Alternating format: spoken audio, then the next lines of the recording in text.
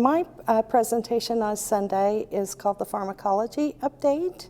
And in the Pharmacology Update, we will be reviewing all of the FDA-approved drugs that have been approved in the last year and a half. So all of 2018 and thus far in 2019. There are many treatments nurses should be aware of, and nurses often feel overwhelmed in the sheer number of treatments that get FDA approved every year.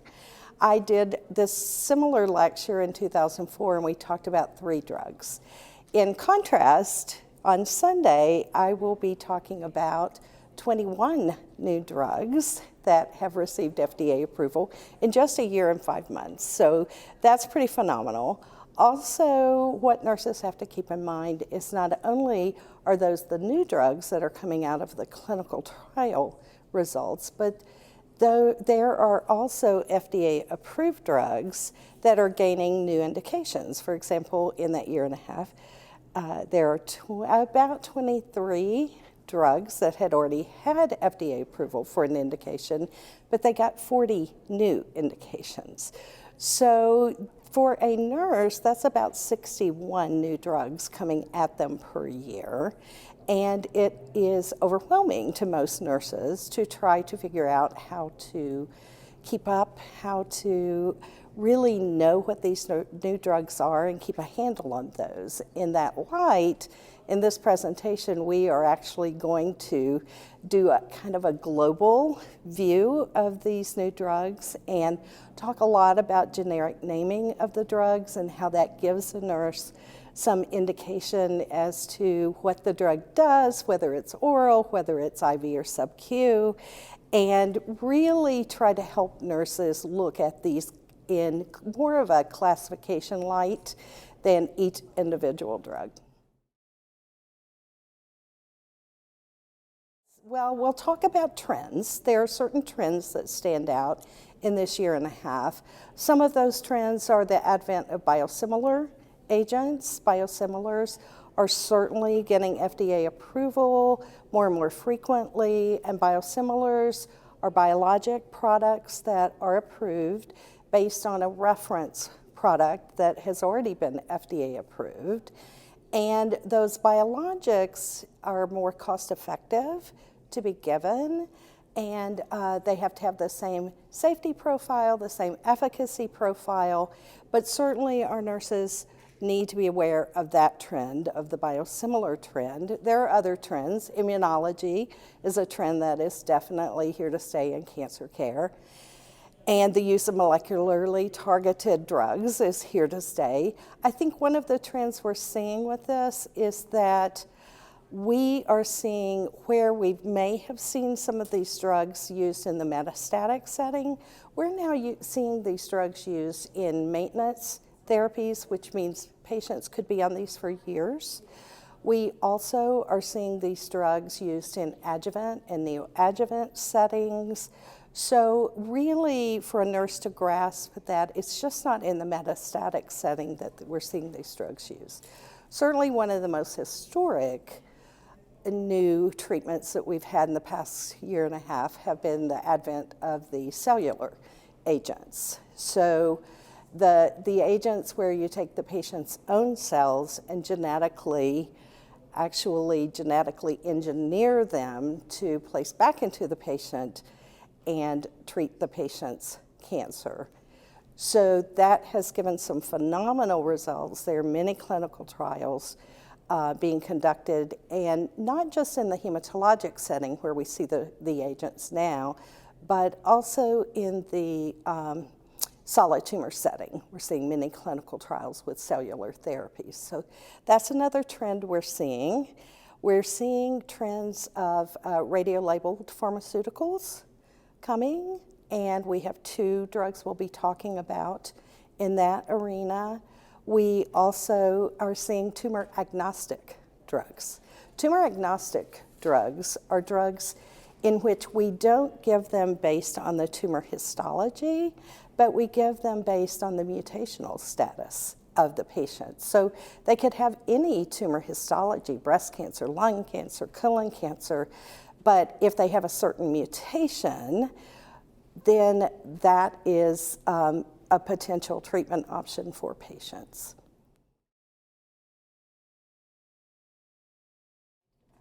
Well, I think I'm personally excited about biosimilars where we're seeing more of a cost-effective agent. We have to keep in mind the financial toxicity that our patients experience. I think that with some of the new treatments, like the cellular therapies, they're very, very expensive treatments. So I think we have a lot of challenges in helping our patients through the financial toxicity of those drugs.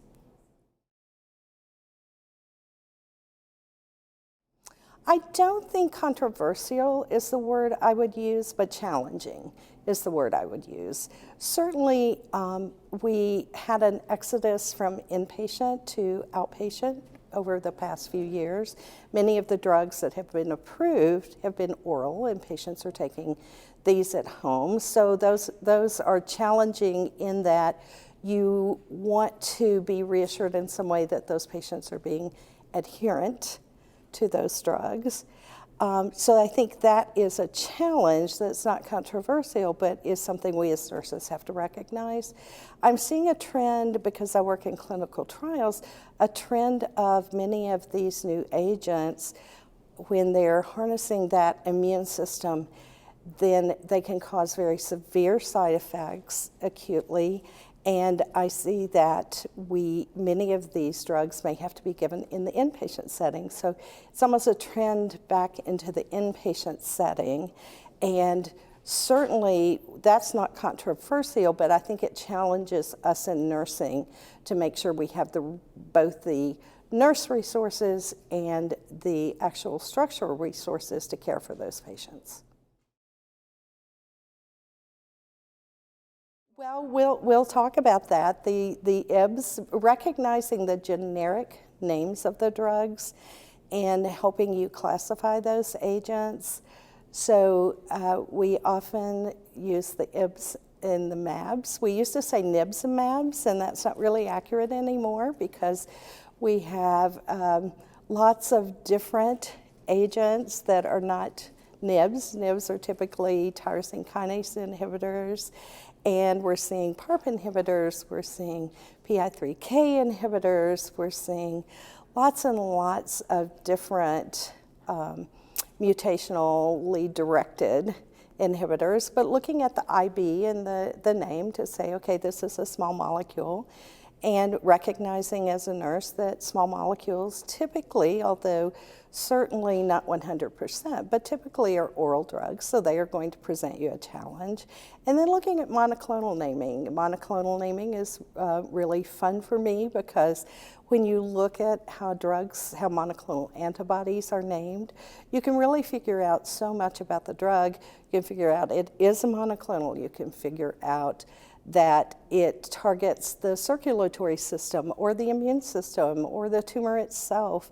You can figure out what type of monoclonal it is. So we'll go over all of those different naming systems so that, again, it's kind of my approach to try to get the nurses to think more globally and really use those generic names as a way to direct their care. When they see a MAB, then they're going to go immediately, okay, I'm either going to be giving this drug IV and there is a potential for infusion reaction or subcutaneously. So that we'll be talking a lot about the naming of the drugs.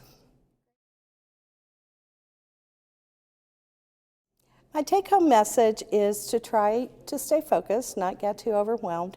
We're all about 3 clicks away from getting the details of any drug that we give now. But I do want to challenge nurses to look at it at a more global level. Really use that naming system, determine, is this small molecule, is this monoclonal, is this a cellular therapy? And really use that to your advantage to think about the drugs in terms of what does this mean to the patient? Is this a precision medicine trial that we have to get back genomic information on before we even treat the patient? Because Nurses will be really key in messaging those patients that, yeah, it's going to take a couple of weeks to get that genomic mutation information back, but it could be really vital to giving you the right drug the first time. So I think it's a message of try to look at this in a more global fashion and not to get quite so overwhelmed. And again, we're all a couple of clicks away from finding out those details of all of these drugs.